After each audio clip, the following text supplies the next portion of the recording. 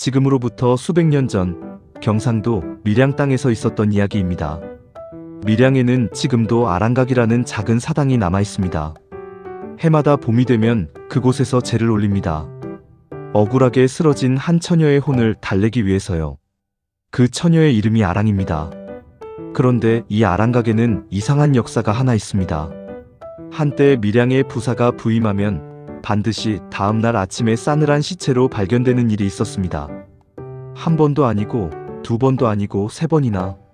방 안에 혼자 있다가 아침이 되면 죽어 있는데 몸에는 아무런 상처도 없었습니다. 얼굴만 세상에서 가장 무서운 것을 본 사람처럼 굳어 있을 뿐이었습니다. 그 소문이 퍼지자 아무도 밀양 부사 자리를 원하지 않게 되었습니다. 좋은 자리라도 살아 돌아올 수 없다면 소용이 없지 않겠습니까? 밀양은 그렇게 한동안 부사 없는 고을이 되었습니다. 그렇다면 그 사또들을 죽인 것은 무엇이었을까요? 오늘 그 이야기를 해드리겠습니다.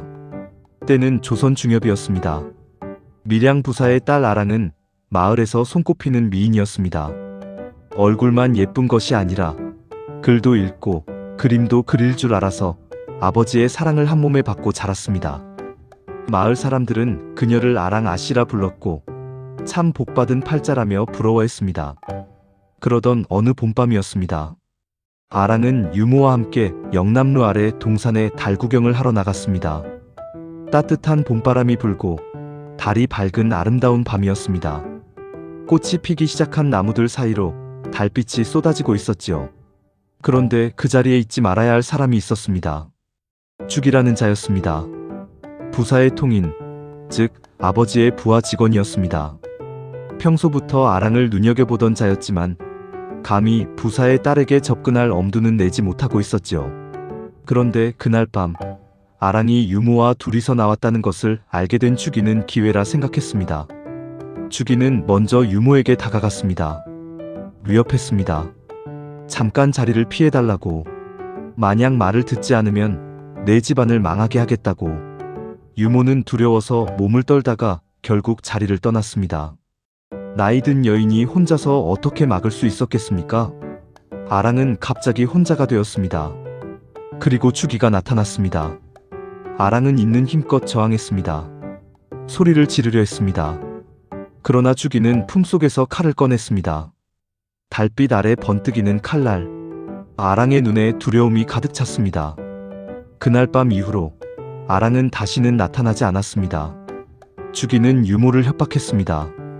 아랑이 스스로 도망쳤다고 거짓말을 하라고. 유모는 눈물을 삼키며 시킨 대로 했습니다. 아버지 부사는 낯이 없어 그 자리에서 밀양을 떠났습니다. 아랑의 시신은 아무도 모르는 대나무 숲속에 쓸쓸히 버려진 채로 남아 있었습니다. 그 후로였습니다. 밀양에 새 부사가 부임하면 반드시 다음날 아침에 싸늘하게 죽어있는 일이 생긴 것이. 첫 번째 부사는 부임 첫날 밤에 죽었습니다. 두 번째 부사도 마찬가지였습니다. 세 번째 부사는 아예 방문을 걸어 잠그고 자리에 앉아 밤을 버텨보려 했지만 아침이 되자 역시 싸늘한 시체가 되어 있었습니다. 잠긴 방 안에서 아무런 상처 없이 밀양 부사 자리는 사람 잡는 자리가 되었습니다. 그러던 중에 이윤옥이라는 젊은 관리가 자원했습니다. 주변에서 말렸습니다. 부모도 말렸습니다. 그러나 이윤옥은 태연하게 웃으며 말했습니다. 귀신이 있다면 만나봐야지요. 억울한 일이 있으면 풀어줄 수도 있지 않겠습니까? 그는 밀양에 부임하자마자 짐도 제대로 풀지 않고 그날 밤 혼자 동원에 앉았습니다. 촛불 하나를 켜놓고 북과 벼루를 앞에 놓고 그냥 기다렸습니다. 두려움이 없었던 것이 아닙니다. 손이 살짝 떨렸습니다. 그러나 이를 악물고 자리를 지켰습니다. 밤이 깊어갔습니다. 2경이 지나고 3경이 가까워졌습니다. 촛불이 갑자기 흔들렸습니다.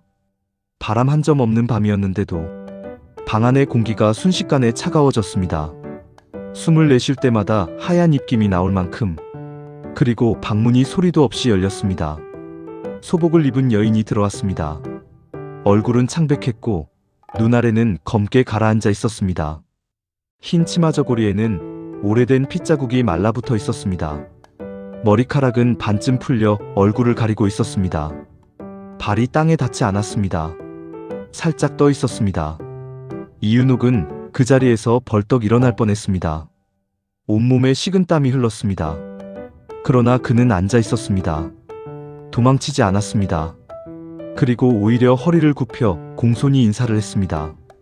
억울한 사연이 있어 오셨을 터 말씀해 보시오. 제가 듣겠습니다. 여인이 멈추었습니다.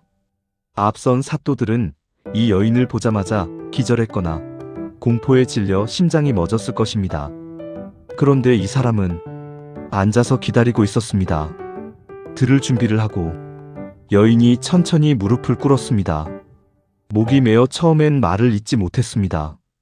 오래도록 구천을 떠돌며 이 순간을 기다렸던 것일까요? 눈물이 먼저 흘러내렸습니다. 저는 전임 부사의 딸 아랑이옵니다. 이윤옥은 끝까지 들었습니다. 주기가 한 일을, 유모가 거짓말을 한 것을, 대나무 숲에 버려진 자신의 시신이 아직 거기 있다는 것을 하나도 빠짐없이 조용히 들었습니다. 알겠소. 내 반드시 진상을 밝히겠소. 아랑이 깊이 고개를 숙였습니다. 그리고 촛불이 한번 크게 흔들리더니 그녀는 사라졌습니다. 이윤옥은 이튿날 아침부터 바로 움직였습니다. 먼저 유모를 불러들였습니다. 유모는 처음엔 모른다고 했습니다. 그러나 이윤옥의 눈빛이 달랐습니다. 이미 다 알고 있다는 눈빛이었습니다. 유모는 결국 무릎을 꿇고 그날 밤의 일을 털어놓았습니다. 울면서 손을 떨면서 주기는 벌써 오래전에 밀양을 떠나 다른 고을에서 새 이름을 지어 살고 있었습니다. 아랑 아씨가 죽은 일 따위는 까맣게 잊은 듯 버젓이 살고 있었지요. 이윤옥은 포졸들을 보냈습니다. 주기를 잡아왔습니다. 그리고 아랑이 알려준 대나무 숲을 수색했습니다. 오래된 숲 안쪽 아무도 가지 않는 깊은 곳에서 뼈만 남은 시신이 발견되었습니다. 봄꽃이 주변에 피어 있었습니다. 마치 그 자리를 지키고 있었던 것처럼. 주기는 끝까지 부인했습니다. 그러나 증거는 명백했습니다. 유모의 증언, 시신, 그리고 주기의 손에 남아있던 흔적들.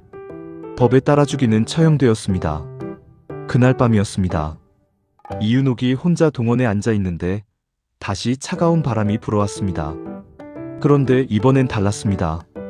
방 안의 공기가 차가워지는 것이 아니라 따뜻해지는 것 같았습니다. 어딘가에서 꽃향기 같은 것이 났습니다. 아랑이 왔습니다. 그런데 이번엔 완전히 달랐습니다. 소복도, 핏자국도, 어둡게 가라앉은 눈도 없었습니다. 처음 살아있을 때의 모습 그대로였습니다. 봄꽃처럼 화사한 얼굴로 환하게 빛나고 있었습니다. 사또 은혜가 만극하옵니다. 이제 저는 갈 수 있을 것 같습니다. 이윤옥이 자리에서 일어나 공손히 말했습니다. 잘 가시오. 저 세상에서는 부디 편히 쉬시오. 아랑이 깊이 절을 했습니다. 그리고 미소를 지었습니다. 3년 만에 처음으로 짓는 미소였습니다. 촛불이 환하게 타올랐습니다. 그리고 꺼졌습니다. 방 안이 어두워졌습니다. 그러나 이상하게도 더 이상 차갑지 않았습니다. 다음 날 아침 밀양 하늘에는 오랜만에 구름 한 점 없이 맑은 해가 떴습니다. 마을 사람들은 이상하다고 했습니다. 왜인지 가슴이 뻥 뚫리는 것 같다고, 오래 묵은 무언가가 사라진 것 같다고. 원한이란 무엇일까요? 억울하게 죽어 하늘 품은 영혼이 바라는 것은 딱 하나였습니다. 진실이 밝혀지는 것. 내가 어떻게 죽었는지, 누가 나를 죽였는지 세상이 알아주는 것. 앞서 죽어간 사또들은 귀신의 얼굴을 보고 두려움에 죽었습니다.